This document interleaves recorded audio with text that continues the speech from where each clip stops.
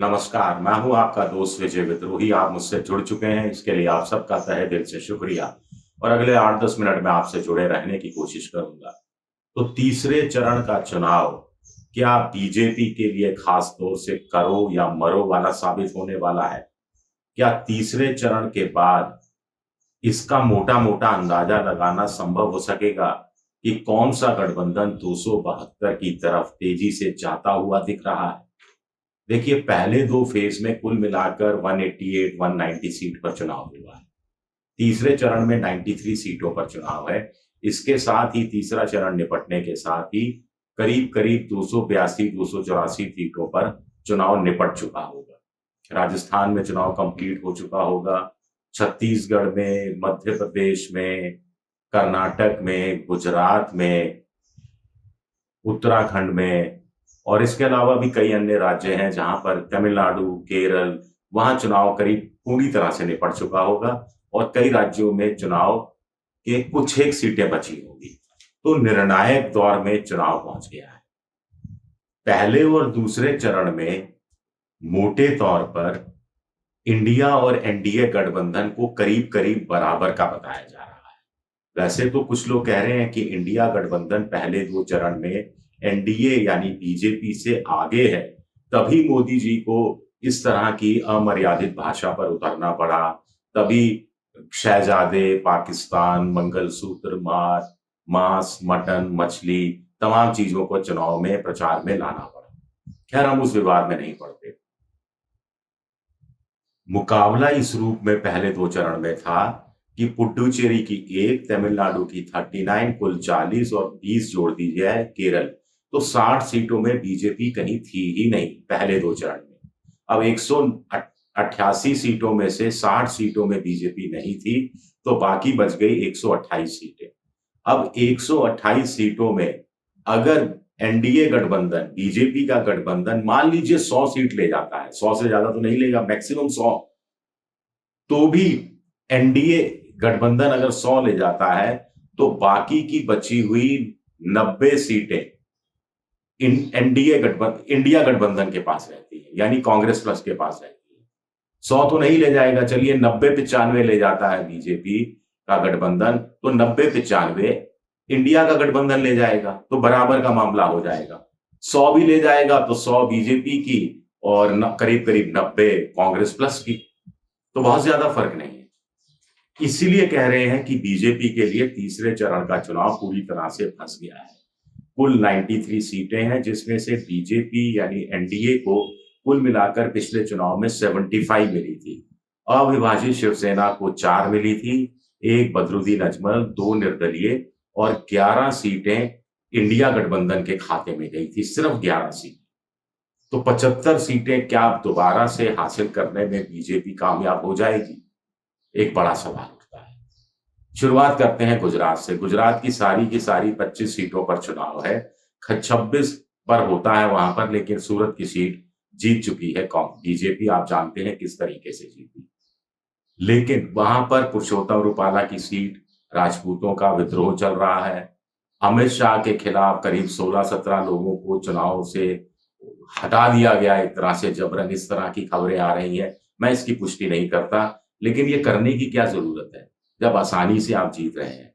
तो गुजरात में ये देखना पड़ेगा कि बीजेपी इतनी नर्वस क्यों है, पहली बात। दूसरा, वहां वोटिंग परसेंटेज बहुत कुछ डिपेंड करेगा, उससे हमें कुछ आधार हम निकाल पाएंगे। अगर पुरुषोत्तम रूपाला की सीट पर वोटिंग परसेंटेज गिर गया तो समझ लीजिए रूपाला खतरे में है। अगर कांग्रेस और आम आदमी पार्टी, जो आप और भरूच और भावनगर सीट में मिलकर चुनाव लड़ रहे हैं, वहां वोटिंग परसेंटेज बढ़ गया और एक्सेप्शनली बढ़ गया, तो समझ लीजिए दोनों सीटों को लेकर थोड़ा बहुत खतरा है।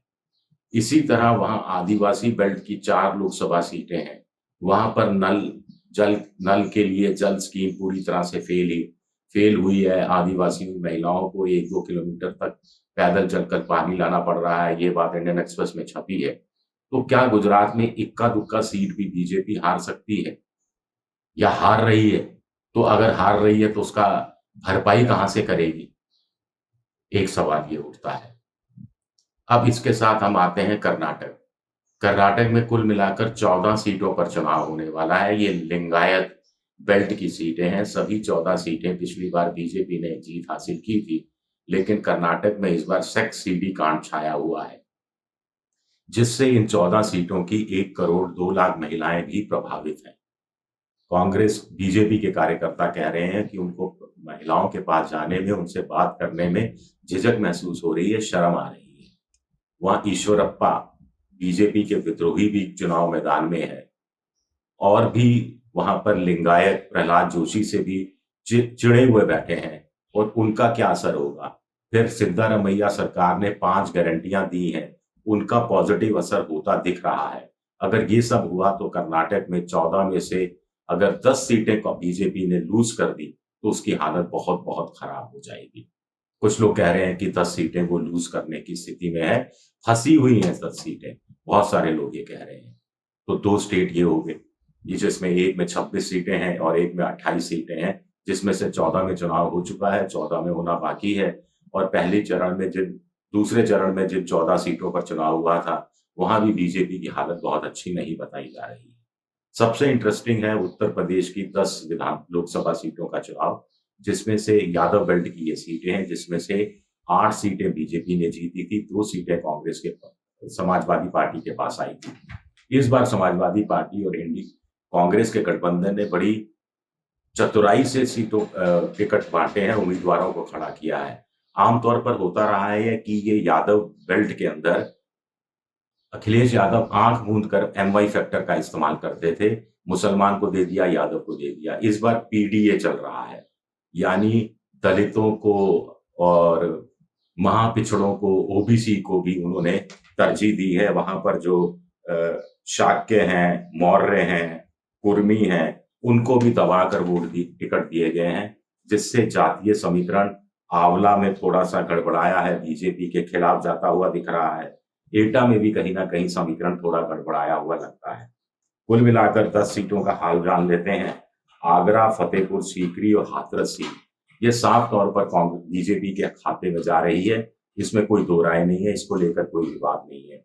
इसी तरह मैनपुरी की सीट, जहां डिंपल यादव चुनाव लड़ रही है, समाजवादी पार्टी की नेता है, अखिलेश यादव की पत्नी, वो सीट सीधी सीधे बीजेपी के खाते में जा रही है।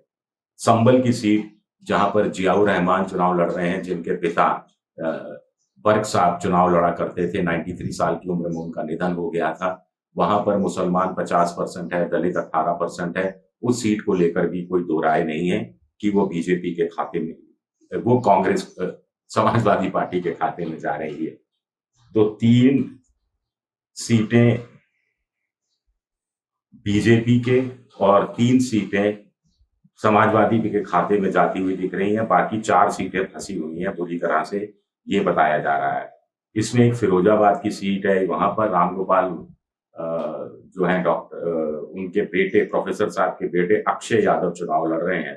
फिरोजाबाद की सीट में पिछली बार शिवपाल यादव खड़े हो गए थे, उन्होंने नई पार्टी बनाई थी, इस वजह से फिरोजाबाद की सीट समाजवादी पार्टी हार गई थी। इस बार मामला तगड़ा है, मुकाबले का बताया जा रहा है। कुछ लोग कह रहे हैं कि प्रोफेसर साहब को कुछ यादव भी पसंद नहीं करते हैं। इसी तरह बदायूं की सीट है, बदायूं की सीट में शिवपाल यादव के बेटे आदित्य यादव चुनाव लड़ रहे हैं। ये सीट पिछली बार स्वामी प्रसाद मौर्य की जो बेटी है संमित्रा मौर्य, वो बीजेपी के टिकट पर जीती थी, सिर्फ 18,000 वोटों से जीती थी। इस बार वहां पर समाजवादी पार्टी अच्छा करेगी, ऐसा बताया जा रहा है।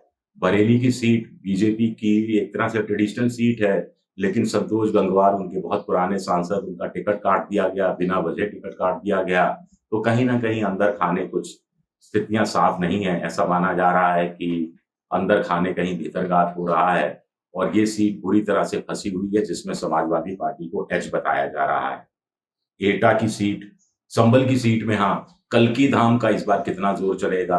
प्रमोद कृष्णन का कल्की धाम है, प्रधानमंत्री नरेंद्र मोदी को उन्होंने बुलाया था और इस तरह की बातें कही थी कि जैसे कल्की धाम इस बार बिल्कुल परिवर्तन संभल की सीट में करके रख देगा। ऐसा होता तो दिख नहीं रहा। एटा की सीट स्वर्गीय कल्याण सिंह की पुश्तैनी सीट मानी जाती रही है। उनके बेटे राजवीर सिंह तीसरी बार वहां भाग्य आजमा रहे हैं। ये सीट भी बीजेपी के खाते में जाती हुई दिख रही है, लेकिन जातीय समीकरण थोड़े से बदलने की कोशिश इस बार अखिलेश यादव की तरफ से की गई है। तो कुल मिलाकर इसके अलावा छत्तीसगढ़ की 7 सीटें हैं, जिसमें से 2 सीटें कोरबा और जंजीगढ़, इसमें कांग्रेस टक्कर में बताई जा रही है। मध्य प्रदेश में 8 सीटों पर चुनाव है, जो 8 की 8 पिछली बार बीजेपी जीती थी। इस बार इसमें से 1 या 2 सीटों पर कांग्रेस को टक्कर में बताया गया है। जीतेंगे हारेंगे कुछ कहा नहीं जा सकता। महाराष्ट्र की 11 सीटें हैं, उसमें सबसे इंटरेस्टिंग सीट बारामती की सीट है, जहां सुप्रिया सुले जीतेंगी या उनकी भाभी सुनेत्रा पवार जीतेगी, यानी उनके जो भाई हैं अजीत पवार की पत्नी जीतेगी।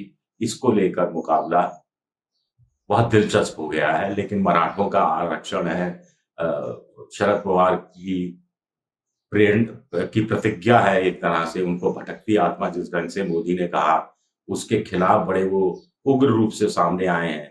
आपको ध्यान होगा पिछले विधानसभा चुनाव में भी उनको नोटिस जारी हो गया था, तो उन्होंने कहा था कि अब तो मैं इसका भरपूर जवाब दूंगा, और वो जांच एजेंसी के दफ्तर खुद जाकर पहुंच गए थे और महाराष्ट्र में चुनाव हिलाकर रख दिया था।